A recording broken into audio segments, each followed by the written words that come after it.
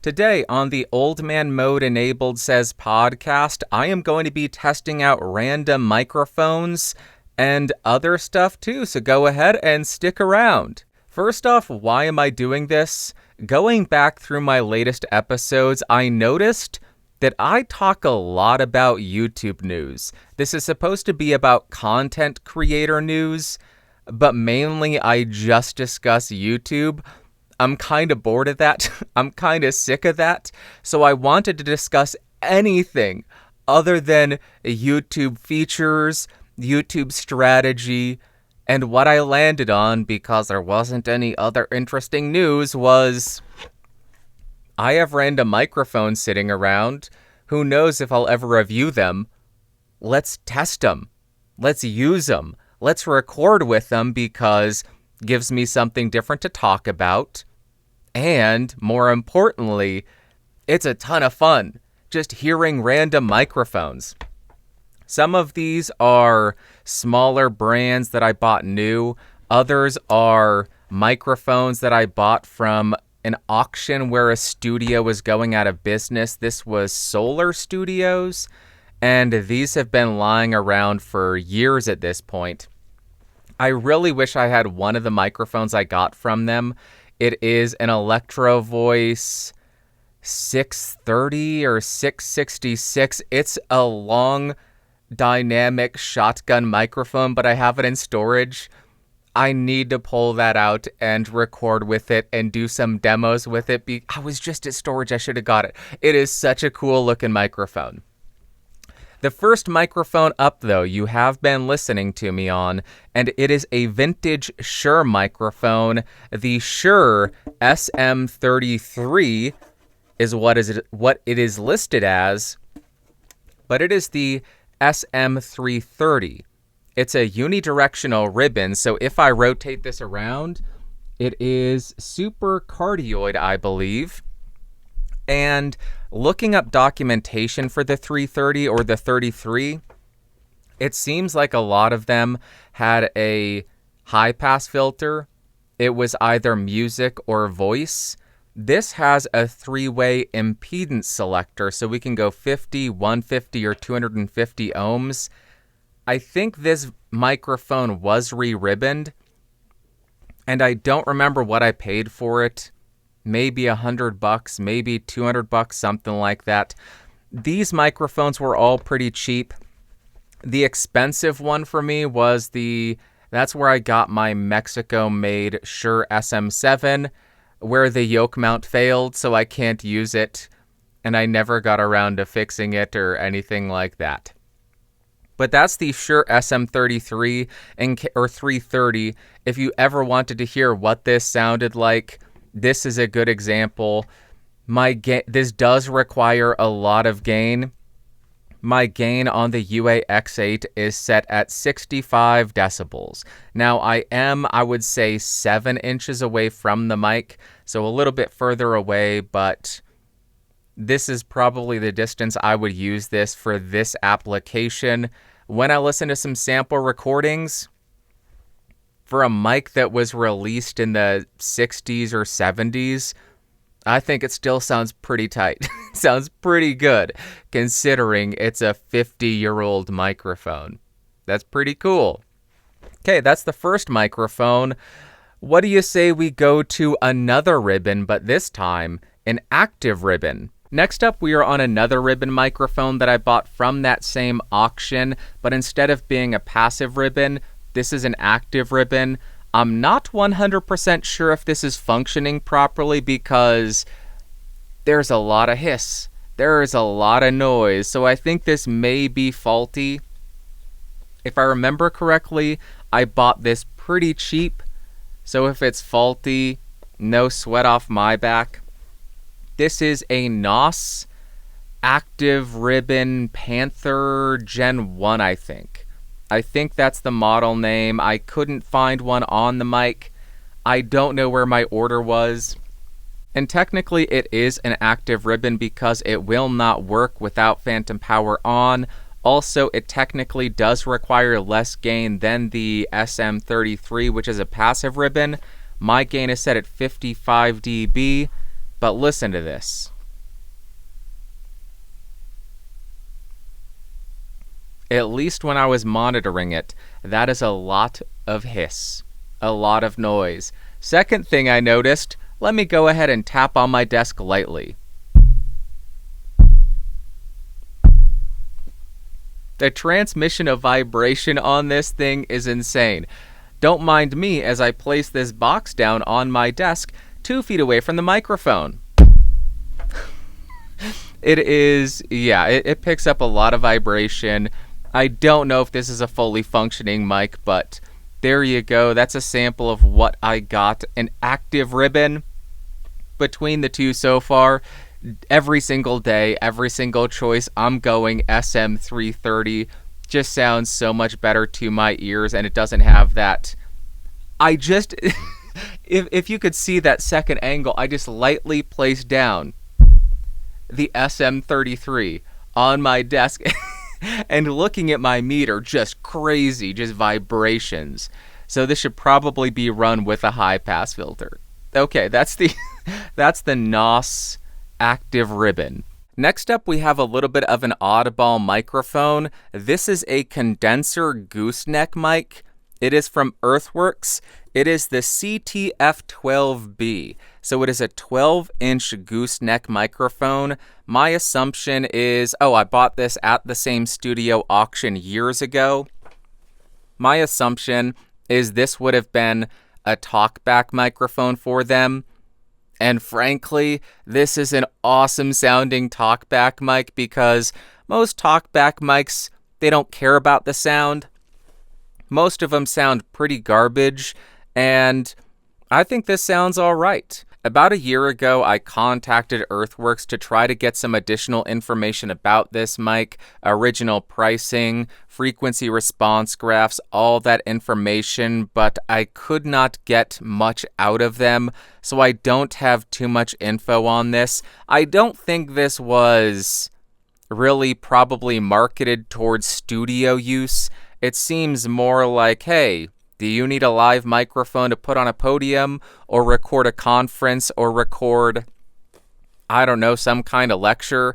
This would be a good option. And in those instances, I don't think people are really focusing on, hey, what's the frequency? I don't like that they boosted 1 kilohertz like this. I really wish that was boosted up at 6 kilohertz or something. I don't think people care. They just say, does it work? Does it pick up my voice? Can I drive it? And does it sound okay? And I think it checks all those boxes.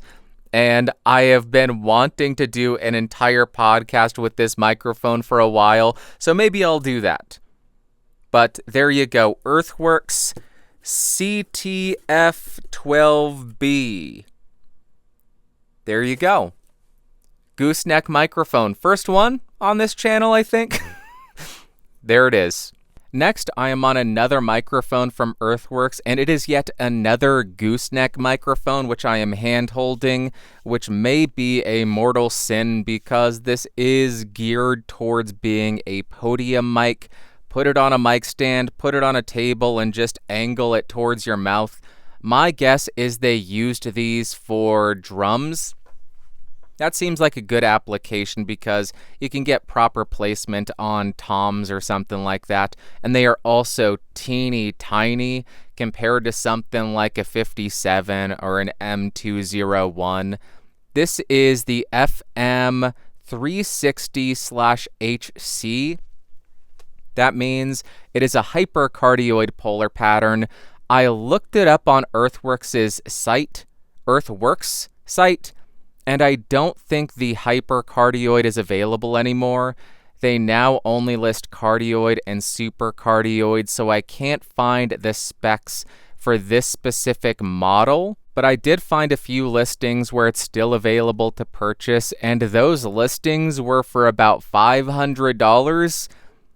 I bought 2 of these. I think it was $60 to $80 each. So I should not have gotten these for the price that I did. And I was just looking and buying, Earthworks, I know them. That looks interesting. Buy. Especially for $60. I just thought, what's the worst that could happen, especially after I looked up the price, and it still functions. One of them didn't have a pop filter or a windscreen like this, so I'm not using that one. I don't know where that one is. It's somewhere in here or in storage. But if I look at Earthworks' site for the current generation of these, they say uniform frequency response on or off axis, handles up to 139 dB max SPL, no handling noise. I mean, there is some, but really, that's not bad at all. RFI resistant and staggering gain before feedback. And then they have a bunch of articles talking about it. It was used on the Super Bowl sports ball game thing and used in city council, stuff like that. Typical podium stuff. So there you go. FM360HC. This would be another killer talkback microphone. Very expensive for a talkback microphone, but golly, would this sound great in that scenario as well as many others. Okay, that's the FM360. Let's do a few more. Next, I am on the first microphone that I did not buy from that auction, and this is a clone microphone. It is the Gauge Mics ECM87. Take a shot in the dark. What mic do you think it's trying to clone? Clearly, the U87.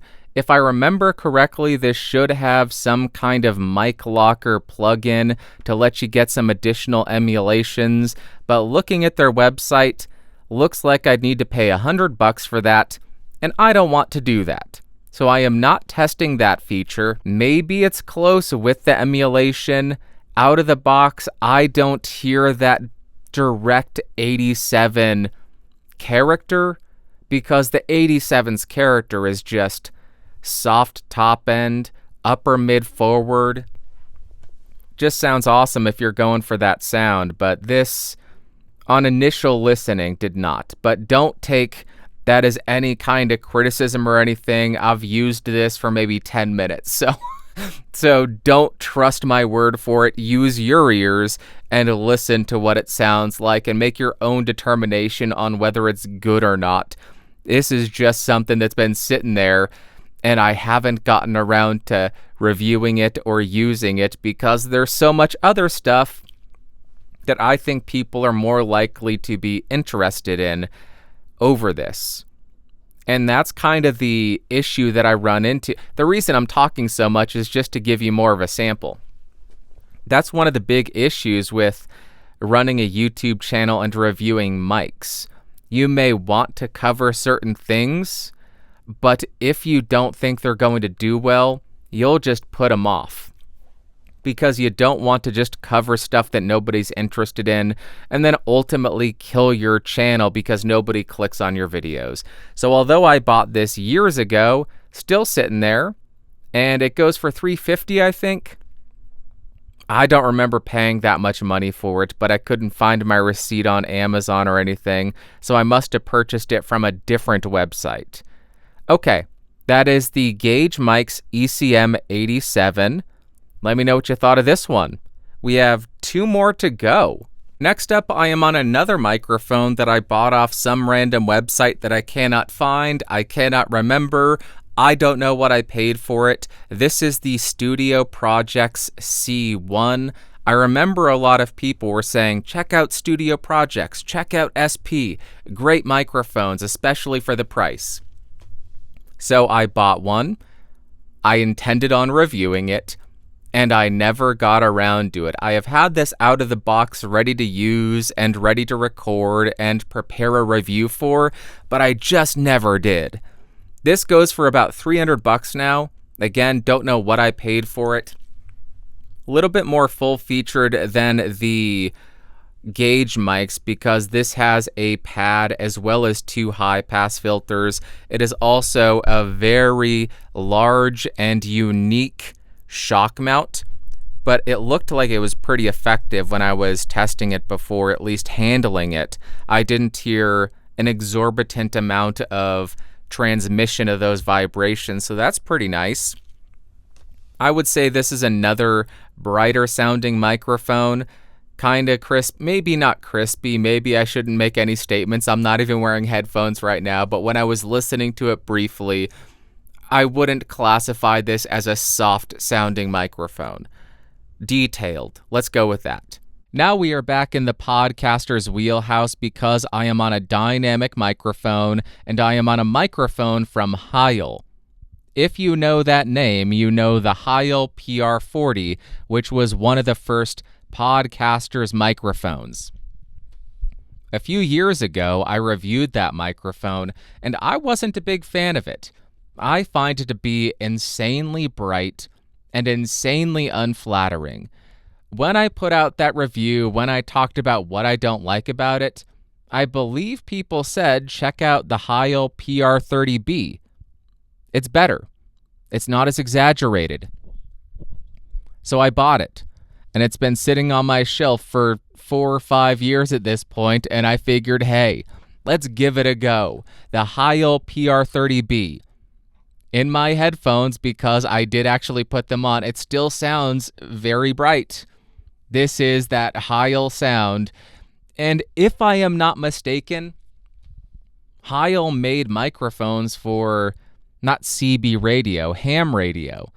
And you need that added clarity, that added top-end gain, that added top-end information to actually get a good sound being broadcast over ham. So I think that's the motivation behind it. At least that's the explanation that I came up with when I was reviewing the PR375B, which was a mic made, I don't know about exclusively, but focused for ham. That's what people told me. It's a ham microphone. Don't review it like it's a studio microphone. I'm going to do what I want. I'm going to review every microphone as if it was a studio microphone for vocals, guitar, whatever. Because you never know if there's a diamond in the rough. Maybe the 375 or the 30B will sound incredible for studio use. So I am going to review it and demo it and share all that info to see if any of these microphones that we may not have considered will do well for those applications. So there you go. Those are the random microphones. I have more random microphones lying around, but I don't want to make this a super duper lengthy episode where y'all fall asleep. So, oh, what does this go for? I didn't even look that up. Heil PR30b.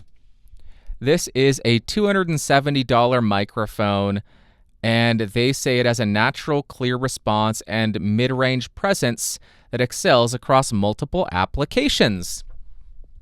Okay, and front-end audio says this is a dynamic drum overhead microphone. This is an overhead mic? Huh. Okay. Well, there you go. Heil PR30b. What did you think of this one? What was your favorite of this bunch? I would love to know what you think. The Earthworks were good, and I really liked that Shure. That Shure was cool. Very cool microphone.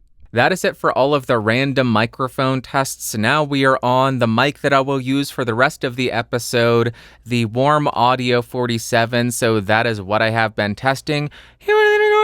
I had to include that or I would just burst into flames. So ignore the fact that the chronological order of those events made 0 sense. Didn't follow standard format, but what are you going to do? I need to say what I need to say so I do not die, because I have better things to do than to die. I have no intention on dying anytime soon. Do you hear me, God? Do you hear me, God? I do not want to die. I have too much to do. Thank you very much. Let us jump to what you had to say. First comment comes from Dan Durgis. He says, I wonder if you can take him to court. I think AI in moderation is a great tool to implement into your videos. Some people don't like being on camera for whatever reason, and AI makes some cool pictures that are a good substitute. Dan, thank you very much for the comment. I really appreciate it. As far as taking the guy to court over copying my YouTube thumbnail, it is not that serious. I don't think I would have a case, and I care so little about it.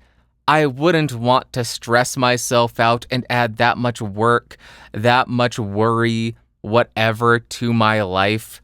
Just c'est la vie. Is that the appropriate use of that phrase? I don't speak French. Live your life. Is that what it means? Do whatever, man. I don't care enough to take somebody to court over copying my YouTube thumbnail.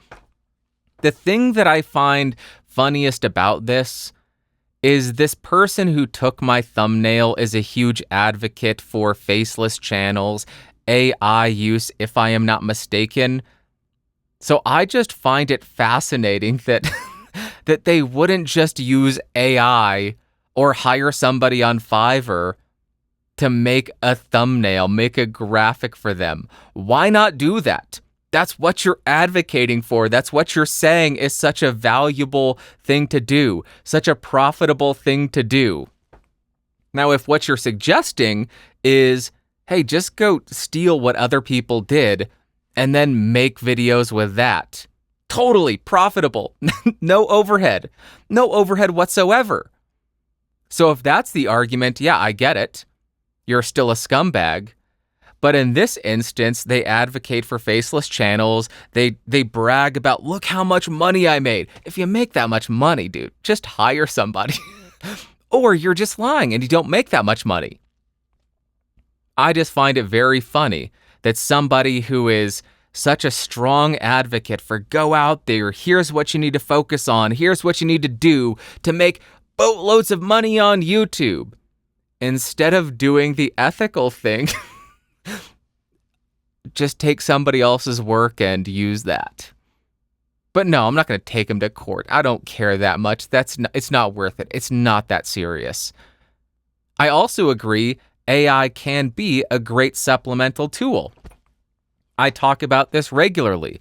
I use AI to generate the background of my thumbnails because I don't have the money or the time to hire somebody to do that. I also don't have the skill set to build those, to develop them, to go out and create a library of photos. I don't have that time, energy, or skill. So when I am coming up with a thumbnail, I use AI regularly, and I think I use it to pretty good effect. As far as making entire thumbnails with AI, I don't like that. I like to have some creative input on what it's going to be. I like having some real-world elements, and I have learned I now like having my face in the thumbnails because that's going to limit somebody stealing it for their own work. Because with this ugly mug in it, they're not going to say, let's steal that. Let's have that guy tied to our video. They don't want that. So throwing my face in there, kind of protects me from people taking that work. Thank you very much, Dan. I really appreciate you. Next, we have a comment from Mictland.x. They say, why not upload shorts to the same channel where the original video is from? If you're going to use clips from your videos, from reviews, tests, and I would even say from the podcast possibly, might as well. One of the advantages, which I imagine you already know, is that you can link the short to a full video. Personally, as a viewer, I love when they do that because if I find interesting a highlight of a video, like a podcast, an interview, a tutorial, etc., I almost always want to see the full video. So it's very convenient to be able to get to it with a single click, as opposed to having to search for it. Mictland, thank you very much for the comment, and thank you very much for the question. I really appreciate it. I've discussed this in the past, but I'll go into depth on why I am not uploading all of my shorts to my main channel. I understand that a lot of people downright loathe shorts. They hate them with a passion. They think they are ruining YouTube, and when they see somebody that they like who used to make long form content start to publish 3 shorts a day, 7 shorts a week, that turns them off. They unsubscribe and run away. So I don't want to cause that kind of issue with people who have, for almost a decade, subscribed to me for long form content. I want to make sure the people who subscribe to this channel are getting what they came for. That's my primary goal with making videos. I want the people who were kind enough, generous enough to hit subscribe are not being flooded with crap they don't want. It's why I upload stuff to other channels as a whole. Would I love to put all of my energy into a single channel? Of course I would. That would save me so much time and hopefully lead to a better performance. But I understand that people who subscribe for microphone reviews, long-form mic reviews, aren't going to want a podcast like this talking about random crap. Maybe this episode they would, just testing out random mics. Maybe this could have gone on the main channel, but that would be confusing. Random podcast episode 406, shoved down your throat. So I understand people who like mic reviews probably wouldn't like this show. Also, people who like in-depth testing for 15 minutes of microphones are less likely to like a 15-second video just demonstrating plosives. So I decided to start a second channel or a third channel, or I guess a sixth or seventh channel. I don't even know at this point. Start another channel where I just flood it with every single short that I can generate from my reviews. And those shorts are as short as I can make them. Here is a plosive test, 15 seconds long. Here is mic A versus mic B, 30 seconds long. Move on, go about your day. That is just an experiment because I want to see how the short form videos do, what people like, what kind of watch time they get, so that I can tailor future shorts to meet those expectations. Now, I will be uploading shorts to my main channel because I do know you are able to link to a full video, and the shorts feed also has tremendous potential for discoverability. So I am going to be uploading shorts. They are a little bit over 1 minute. It's going to be 90-second test of this microphone. And I have to edit that down quite a bit. But I'm going to publish that as a short and then have a link to the full review. So somebody can get 90 seconds and hear all the tests that I do outside of music and go about their day. Or if they want more, they can click through and watch a 15-minute, 20-minute full review of that mic. So that's my plan. I'm going to continue flooding this new channel with as many shorts as I can make. And also, once longer shorts actually roll out and the system recognizes them, I'm going to try max 2 shorts a week on Podcastage to see how that does. I have been finding it very interesting seeing the shorts analytics. I wasn't planning on looking into them a lot, but just whenever I upload, I check them, and the average watch time is like 7 to 10 seconds. It really tells you either how crap it could just be saying that my videos suck. Maybe that's what it is. Or people have really short attention spans in the shorts feed. But that also tells me you don't have a lot of time to capture somebody's attention, draw them in, and have any kind of call to action. You just need to get in, get out, and send them on their way. So it is hard to accomplish that.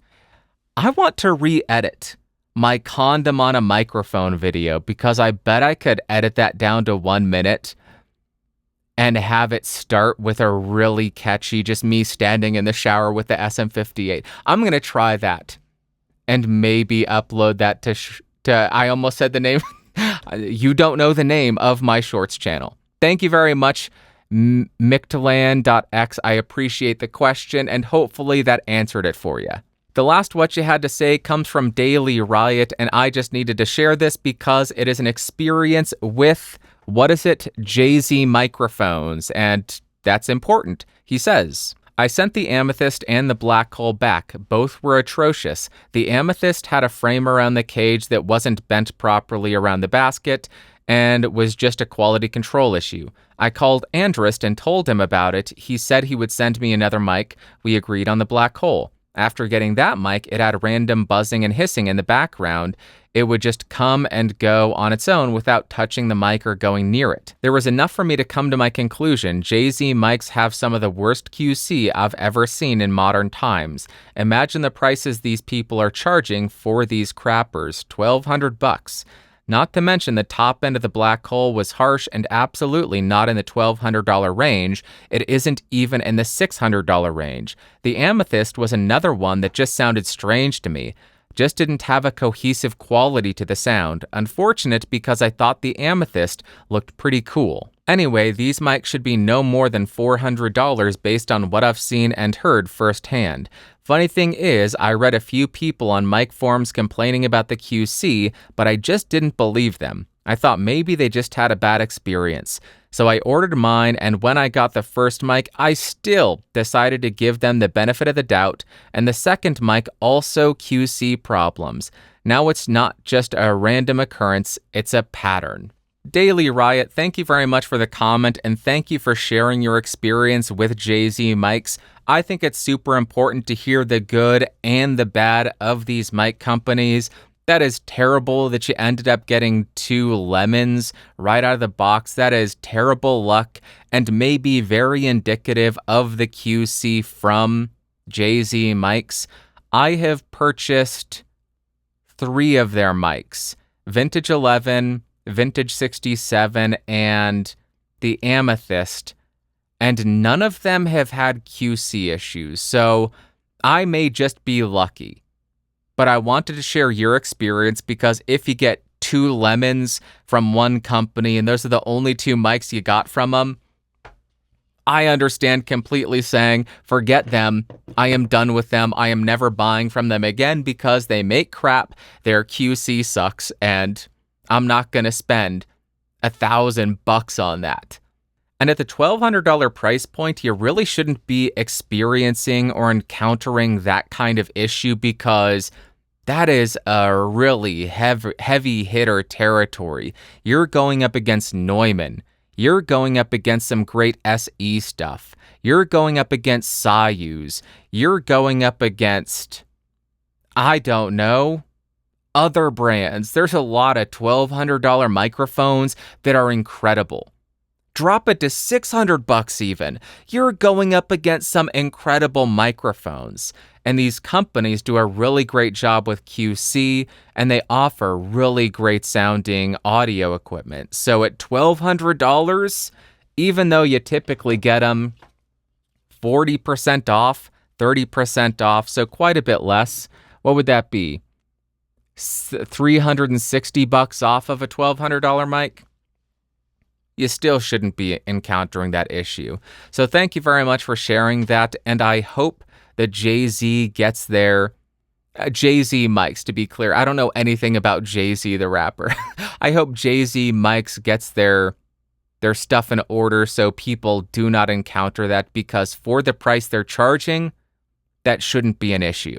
That is it for what you had to say. Next, we are going to jump to the value for value section because this is a V for V podcast. What that means, I don't put this behind a paywall. I just shove the show out there. If you enjoy it, you get to put a value on that and send that back to me in whatever way you're able, whether it be time, talent, or treasure.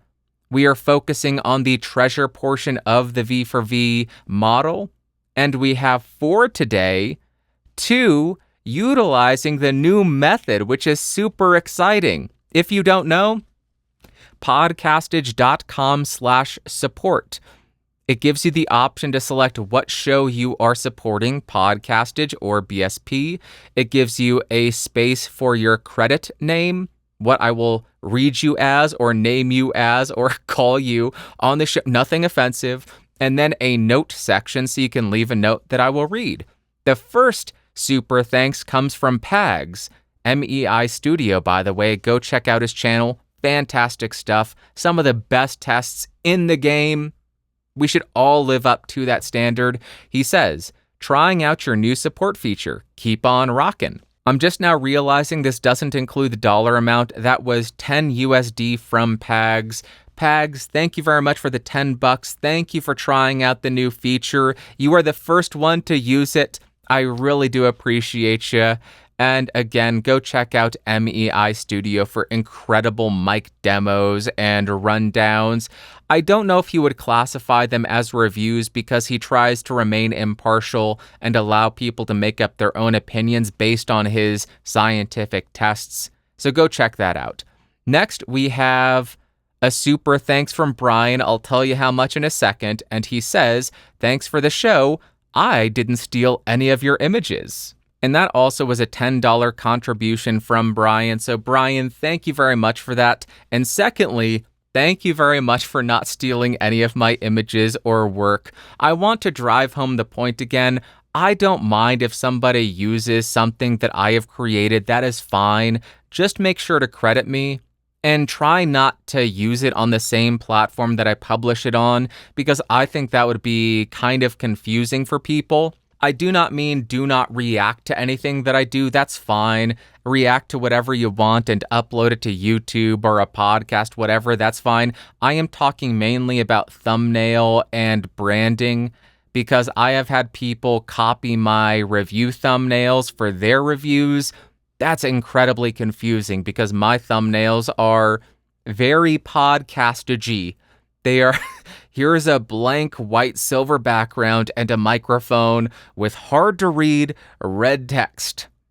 That's my branding on YouTube. So when somebody else uses that, it gets very confusing because they may click on that other individual's video expecting one of my videos and will not get it. But if you react to one of my reviews, if you react to one of my podcasts and put it on YouTube or your RSS feed, I don't care. Just credit it. Just link it back to me so people know the original source of that work, and we're all good. Just wanted to drive home that point. Next, we have a 2 USD super thanks from Incredibly Handsome. That's a bold name, but he is incredibly handsome, so the story checks out. He says, "Producer-distributor here, Terrifier 3 is the ultimate culmination of the incredible world that digital theatrical distribution has opened up. More risks can be taken and you can add screens so quickly for a national expansion that would normally take months. Now it can be done in literal minutes. Film prints on the low end were $3,000 each, made in bulk. Now they're basically free in comparison. It's a wild and wonderful time to be a film fan." Incredibly Handsome, thank you very much for the super thanks, but more importantly, thank you so much for that awesome information. Thank you for sharing your expertise. This is something that I had not considered. The viability of low-budget horror films has become much greater because the cost of distribution has shrunk. The budget of Terrifier 3, if I remember correctly, was $2 million, $2 million, and it opened up on 2,500 screens. If we take 2,500 and multiply that by $3,000 for each print, that means the cost to distribute that thing would have been $7.5 million. That's a very different distribution than essentially zero. My guess is they probably wouldn't have been able to open on 2,500 screens, or at the widest release, 2,800. So it wouldn't have brought in the box office that it did, which as of the 20th of October, almost $30 million domestically. On a $2 million budget, $5.3 million internationally. That's crazy. And they knocked off $7.5 million in film prints. That is something that I never would have considered, but that's so in the weeds. Was it Roger Corman? I watched The Last Drive-In, and I think it was Roger Corman who was saying that they would try to get the runtime down. They would edit the films down to, I think it was like sub 84 minutes, just to kill one more reel. and save on the print and save on the shipping costs. Because Corman, I'm going to feel like a fool if I got it wrong, but he was really well known for being so frugal and budgeting so hard to ensure they continue to have money to make more and more films. But now, since everything is digitally distributed, that removes all that cost. That is so awesome. If I finish this podcast up early enough, I'm going to go see Smile 2 because that looks like a good one as well. Another horror film. I don't know what the budget on that one was. But thank you very much, Incredibly Handsome. I loved this comment. I loved hearing the inner workings of how all of this is done. Just super cool. Thank you very much. And lastly, we have €50 from the benefactor of the BSP. Say it with me. TechMed Rainer Richter. He says, Danke. Shame on people for stealing other creators' intellectual property. We all have to call them out. Thank you for this, Bandrew. Raina, thank you very much for the €50, and thank you very much for the support. I agree, if somebody just goes out and steals something without credit, we ought to call them out. I think we should give people a bit of grace. I think a lot of people who are beginner creators may not really consider it. They just think, oh, I'm just going to Google something. Cool, I like that. Going to take it, going to use that, going to post it. I think a lot of people do that. So I think we should offer some grace, some forgiveness, and not just say, thief, you're a thief. I hate you. You're the worst. Last week I did that because I hate what the person stands for, what they are promoting, because I think they are destroying the platform. But as far as smaller creators, newer creators who will potentially do this, I think we should call it out, but we should do it with some kindness, with some grace, and with some forgiveness. Just say, hey, next time just credit me. Don't do that again. Try to create your own stuff because that will hone your skills. You will become better at it. And then you are a stronger creator in the end because you don't have to rely on anybody else to do that for you. You have the skills to succeed. So I think that's how we should approach it. But when it is just outright, yoink, this is mine now. For me? When it's like that, yeah, call them out. And I will do that if people continue to copy, steal, whatever you want from me. It's very rare. And I do call them out on YouTube when I've seen them using my thumbnails. I leave them in comments. Please do not use my thumbnails. That is confusing. Stop it. It's the worst when it's some kind of overseas retailer just copying my thumbnail. But what are you going to do? They're just doing whatever they want to increase sales. I get it. I'm a filthy capitalist pig. I get it. But intellectual property is still a thing. So please do not steal from me. All right, that is going to wrap up the Value for Value segment. Now we are jumping to my favorite part of the show, which we have not done in a while, the Ask Bandrew segment.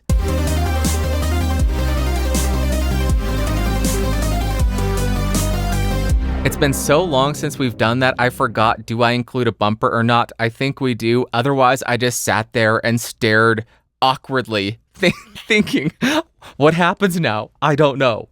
We have one submission this week. It is an audio submission. Thank you so much. Submitted through the new submission form at askbandrew.com, where you can send in audio and text. Or I guess you could upload to YouTube and include a link to that as well. But go to askbandrew.com and do that. I prefer audio and video because then I don't have to read, and we get to hear how you sound. And that's just a ton of fun. This week's submission comes from Sean. Take it away, Sean. Hey, Bandrew, it's Sean. Wanted to get your help with something. So I've been using Reaper for 5 or 6 years now, and recently it has stopped working. And I have reached out to Reaper and the forums, and nobody can seem to figure out what my issue is. So I am looking for a new DAW with similar functionality to Reaper. I tried Studio One, couldn't figure it out. I'm kind of a big stupid dumb head, and would love your opinion on something similar price-wise. I don't want to spend the $60 on a new version of Reaper for it to do the same thing that it's doing now. For those interested, basically it's recognizing my audio interface, but it's just cutting my signal down to nothing, so nothing's actually getting through. Checked all the drivers, been on the forums, all that good jazz. But if somebody in the community knows, please feel free to say something. I would really appreciate it. But Bandrew, what are your thoughts on cheap-ish DAWs? Thanks.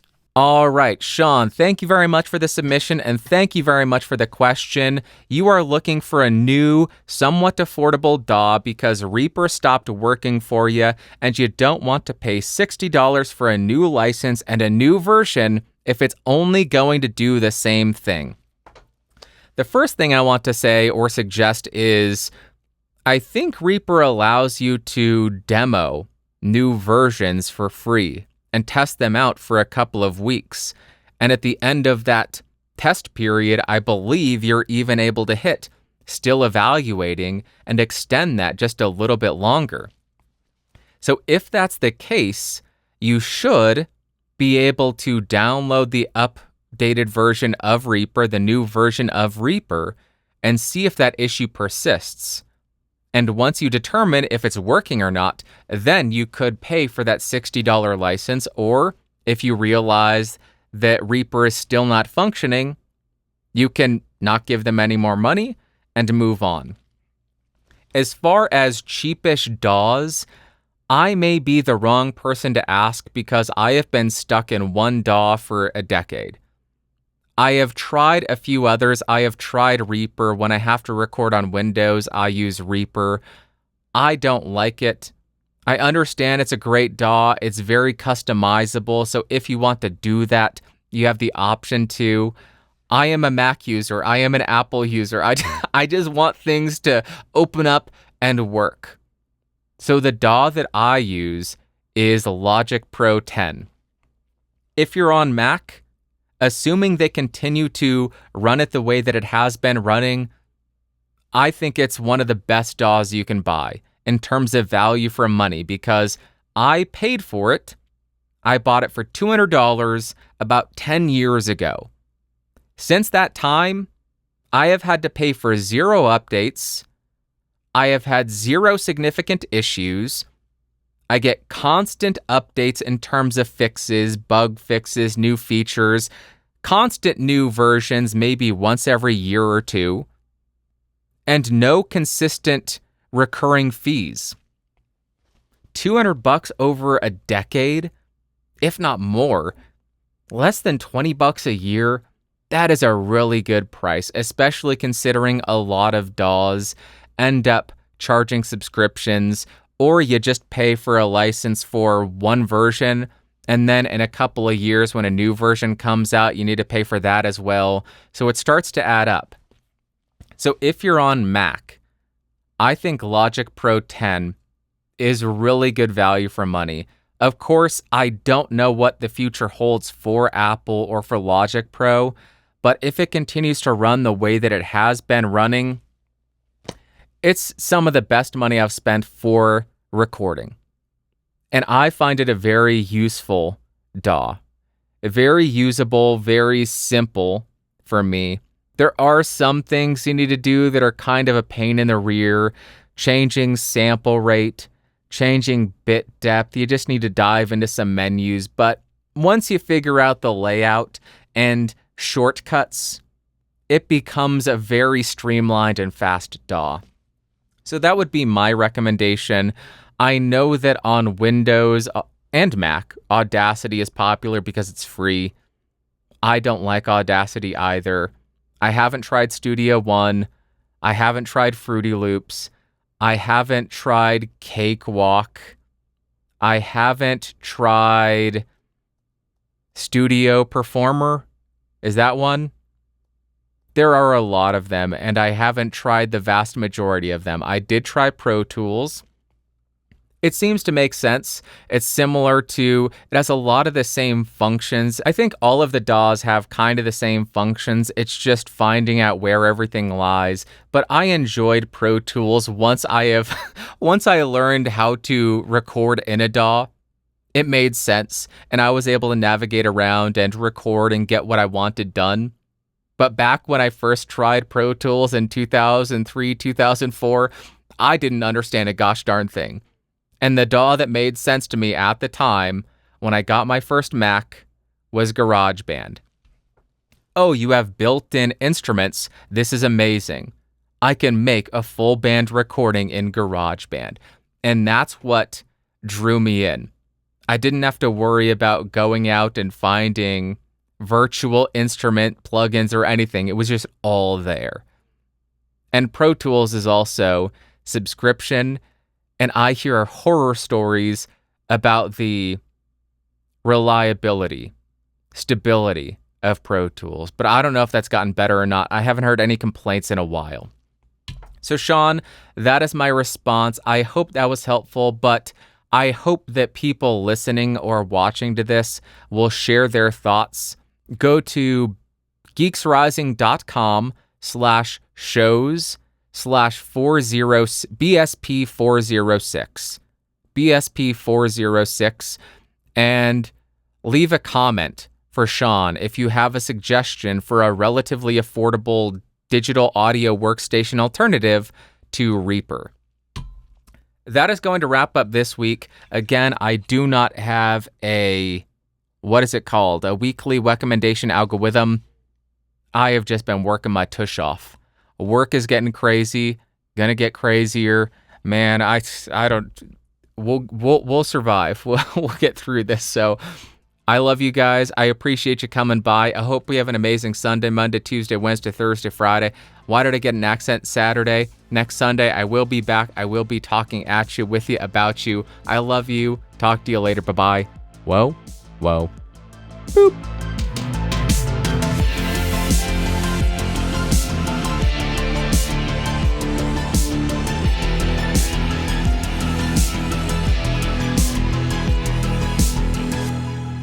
This has been a Geeks Rising production. Your executive producer is Bandrew Scott. For more information, head over to www.geeksrising.com.